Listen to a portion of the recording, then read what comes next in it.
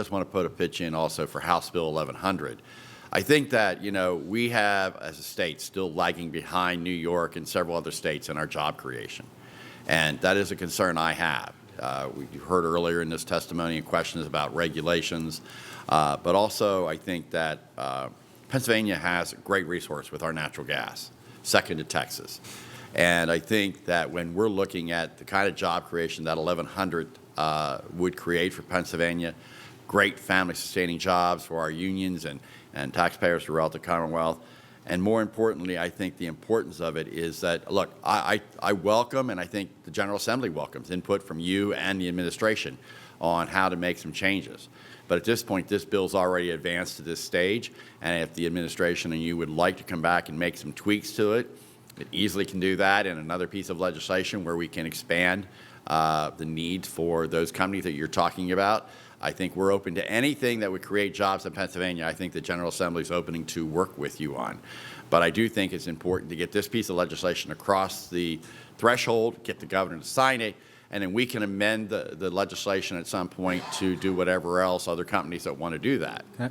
Go ahead. Can I respond? Yeah, thank you so much for that. And I think, again, we're the ones that are on the ground with companies that are looking for support in Pennsylvania, companies that are thinking about coming to Pennsylvania.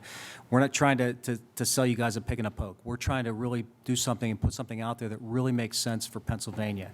And I think that the tweaks and the things that we want to do to change would really make some sense. And it would make some sense for not just those particular companies and again, fertilizer companies, whatever, but really broaden it enough to really to have a tremendous impact and take advantage of, if you don't mind, and take advantage of really what we have here. You mentioned that we're second to Texas. We're going to be beating Texas in a couple of years. We're going to be producing more than the state of Texas. We're already the Let me interrupt you there. We've already heard what you said there. The point is that you're already saying, well, we're going to veto this bill, and it's jobs. It's jobs, it's jobs. And when you're already lagging behind New Jersey and New York, the last thing you do is need to reset the clock on a piece of legislation that's ready to become law for creation of jobs in Pennsylvania. As I've said, we would welcome from this administration and you any recommendations for additional changes to create jobs in Pennsylvania with other companies in the petrochemical industry. Believe me, this General Assembly will move as fast as possible. But just because you want to open it up to other companies doesn't mean you kill the jobs that are already in this bill. And that's all we're saying is, look, come back here. As soon as you sign that bill, come back here. We'll introduce another bill and try and get it done before the end of this year. But to simply veto a bill that definitely has jobs attached to it, good family-sustaining jobs to it, I don't think is a good message to send to industries across the Commonwealth or across this country.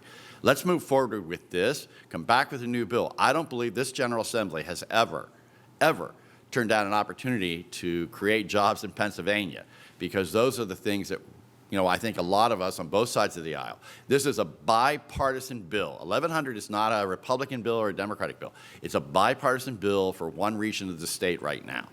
And I think all regions of the state need to prosper from this petrochemical industry. And I'm just saying to you is I think you need to rethink the idea of vetoing this bill that the governor's talked about and actually say, look, we're committed to this, but we also want to do something else, and this is what we want to do.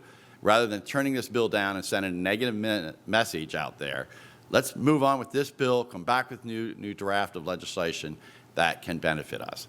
And with that, I'm going to adjourn this hearing.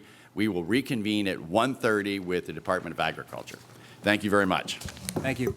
I do want to thank you because your department has worked well with our municipalities and everybody across the Commonwealth. I don't want that to be overlooked today. I think, as you've heard from members, they really have appreciated your staff and how they have worked to try and benefit and communicate and educate our communities on those kind of things. So I was amiss in not mentioning that earlier, but and thank you for your hard work and your dedication. Thanks so much. Thank you.